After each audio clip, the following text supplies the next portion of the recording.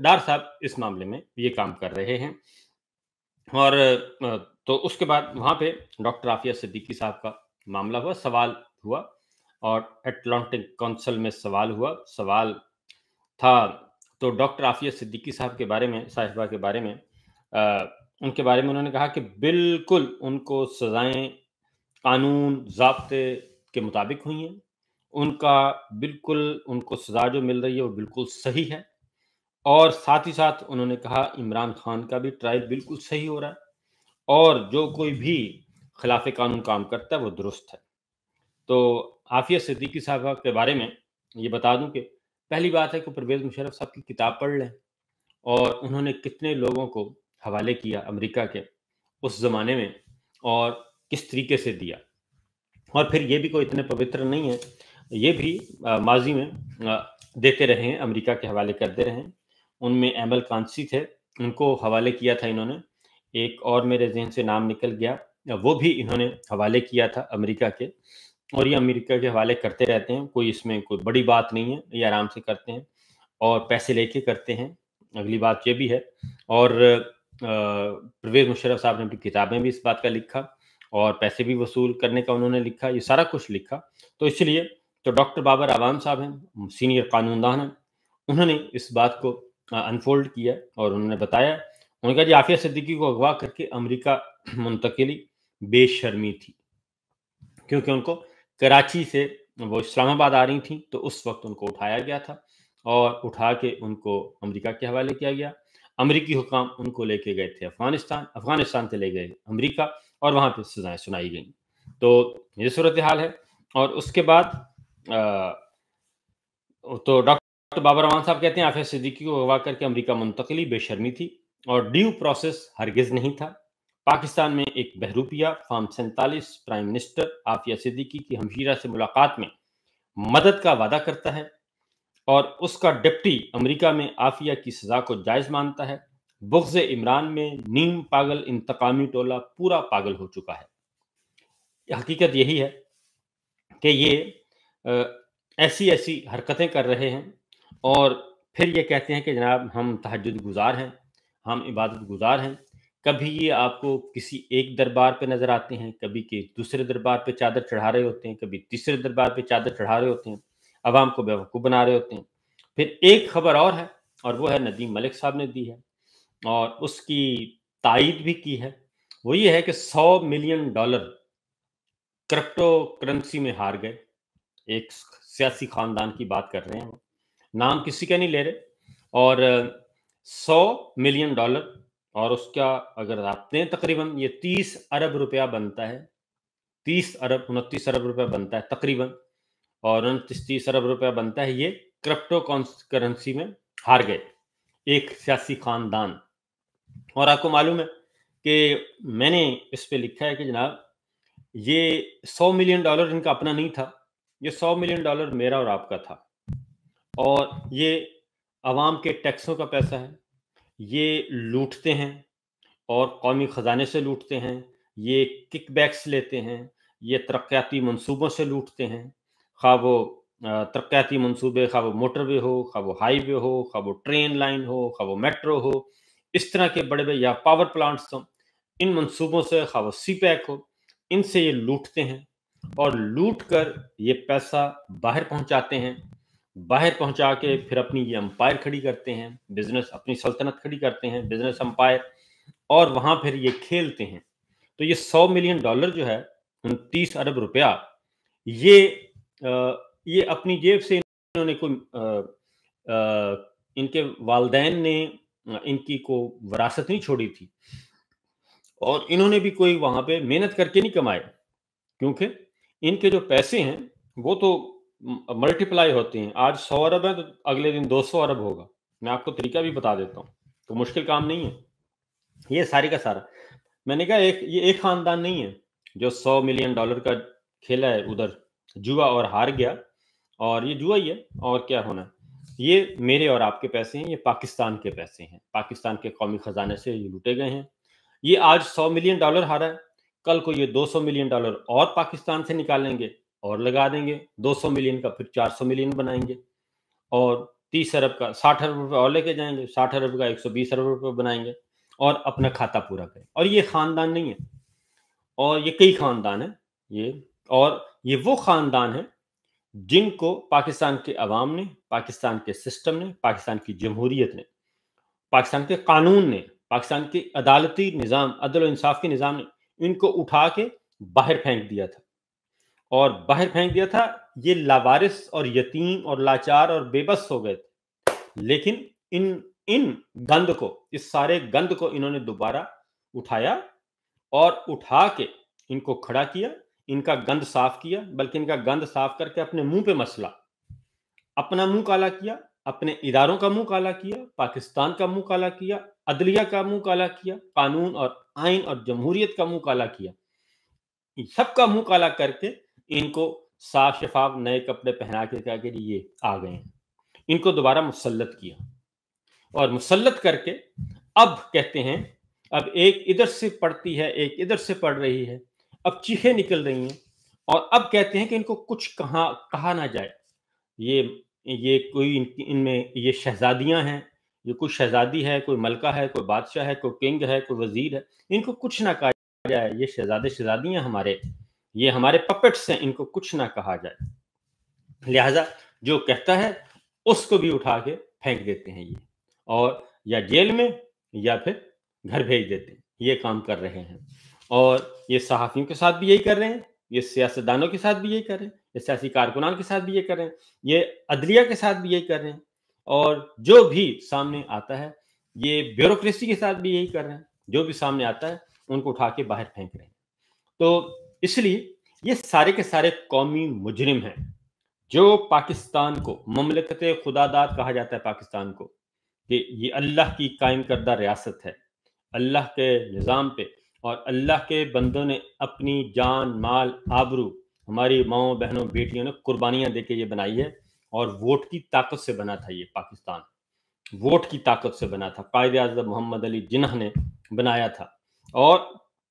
ये ममलकत खुदादाद कहते हैं, अल्लाह ताला की रियासत जिसको कहते हैं। तो इसलिए इसके साथ जो भी खिलवाड़ करेगा वो कौमी मुजरिम है, और उसको सज़ा इस दुनिया में मिलनी और आखिरत में भी मिलनी। तो लिहाजा ये सारे गंद को इन्होंने खड़ा कर दिया। अब जी $100 मिलियन हार गए, $200 मिलियन हार गए, और मैं आपको बता रहा था ना 100 मिलियन 30 अरब रुपए तो कुछ भी नहीं है। सिंपल सी बात, एक सिर्फ एक चीनी का एक स्कैंडल इस वक्त चल रहा है। चीनी में ये कोई, मेरा ख्याल है ये चीन मिल मालकान जो है, कोई $30 करोड़ की चीनी इन्होंने बाहर भेजी, $30 करोड़ की, और उसके बाद अब ये वापस ला रहे हैं, और ये 3 दफा पैसा कमा चुके हैं और अरबों रुपया कमा चुके हैं। उसके बाद आप चले जाएं पावर प्लांट्स पे, वो सैकड़ों अरब रुपया का धंधा है, सैकड़ों अरब रुपया का धंधा। ये एक मालिक की बता रहा हूँ, एक जो उसका ओनर है, उस ओनर का सैकड़ों अरब का धंधा है। अभी उसकी मैं आपको ब्रेकअप भी किसी वक्त दे दूंगा, 1 पॉइंट एजेंडा करेंगे। तो ये सिचुएशन चल रही है जनाब, और आगे बढ़ते हैं, और ये कहते हैं कि डॉक्टर आफिया सिद्दीकी साहिबा को जो सज़ा है जो बिल्कुल सही दी गई थी। तो ये, और दूसरी जानिब शहबाज शरीफ साहब जो हैं वो उनकी मिल रहे हैं बहनों को, और उनको यकीन दहानी करवा रहे हैं। तो मसला सिर्फ एक ही है कि ये कहते हैं जनाब बस हमारी गुलामी कबूल कर लें अमेरिका सरकार, और कुछ भी नहीं है। उसके बाद आते हैं जनाब अगली खबर जो है, ये तो आ गया, और इसको अब रिपोर्ट कर रहे हैं तमाम आलमी ज़राए ब्लाग रिपोर्ट कर रहे हैं, ये इमरान खान से मुतल्लिक और आफिया सिद्दीकी साहब का जिक्र। और क्योंकि इमरान खान की सज़ाओं को इन्होंने दुरुस्त करार देना था, इसलिए इन्होंने आफिया सिद्दीकी साहब को सामने लिया है, ताकि अमरीकी जो है वो ज़रा थोड़ा सा उनको ज़रा अट्रैक्ट करे बात के, देखें डॉक्टर आफिया सिद्दीकी साहब की सज़ाओं को ये दुरुस्त कह रहे हैं, और इसी तरीके से उन्होंने इमरान खान को सज़ाएं दे दी। अब अमेरिका से बेहतर कौन जानता है डॉक्टर आफिया सिद्दीकी का केस? इन बंदा इनसे पूछे कि ना हिंजानों से, कि उससे बेहतर और कौन जानता है। फिर इसहाक डार साहब ने कहा उधर कि जी इमरान खान साहब के बारे में कि ये मुझसे, मेरे पास पहले उन्होंने कहा कि बड़ी खबरें लगा रहे हैं इमरान खान साहब के बारे में जी। इमरान खान साहब सियासत में आने से पहले चंदे के लिए मेरे पास आते थे اسحاق ڈار صاحب کہتے ہیں، یہ انہوں نے وہاں پہ بڑے فخری انداز میں کہا کہ عمران خان سیاست میں آنے سے پہلے میرے پاس چندے کے لیے آتے تھے، یہ وہاں پہ فرمایا جی۔ اب آپ کو میں بتاتا ہوں کہ صورتحال یہ ہے کہ چندہ جو ہے وہ شوکت خانم ہاسپٹل،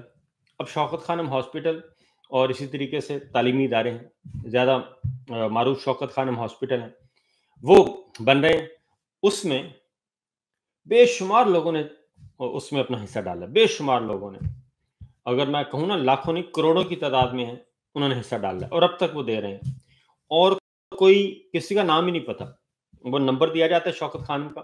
وہ نمبر پہ آپ پیسے بھیج سکتے ہیں، 5 روپے 7 روپے 10 روپے 100 روپے 1000 روپے جو جتنا ہے وہ آپ بھیج سکتے ہیں، ٹھیک ہے جی، کوئی ایشو نہیں ہوتا اور کبھی کوئی ذکر بھی نہیں کرتا۔ اب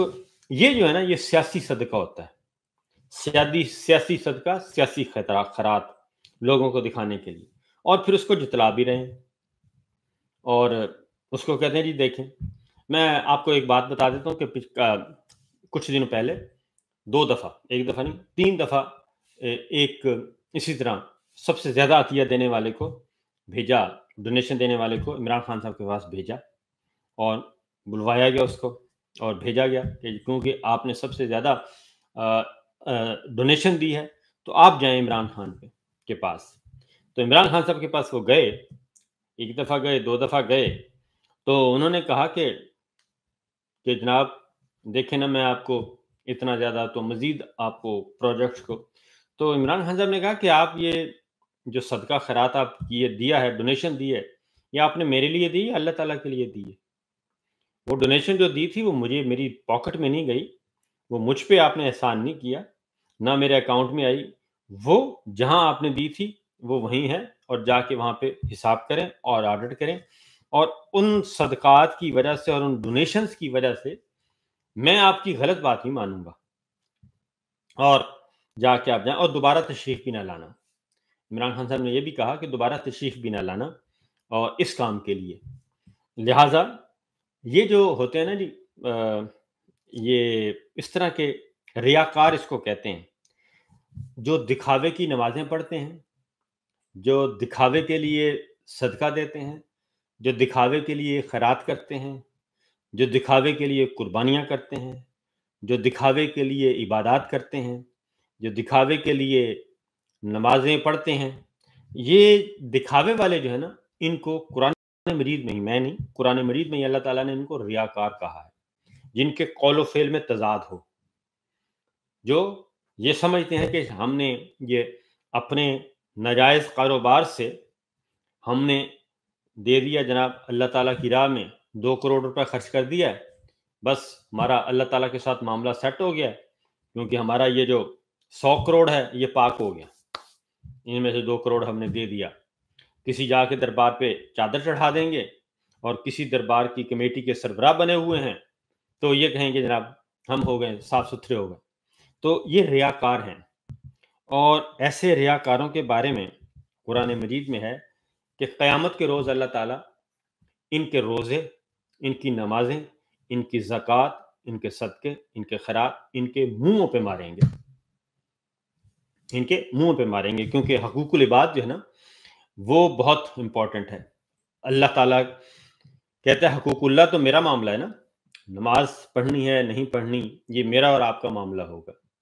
میرا اور بندے کا معاملہ ہوگا قیامت کے دن، میں چاہوں تو آپ کو معاف کر دوں، میرا اختیار ہے۔ حقوق العباد تو آپ نے بندوں کے حقوق مارے ہوئے ہیں، امانت میں خیانت کیا، آپ کو اقتدار دیا، آپ کو عہدہ دیا، آپ کو اختیار دیا، آپ کو ایک کاروبار دیا، آپ نے اس میں میرے بندوں کے ساتھ کیا سلوک کیا، میرے بندوں کا حق مارا، اس کی امانتوں میں خیانت کی، اس کے ساتھ ظلم کیا، عدل کیا، انصاف کیا،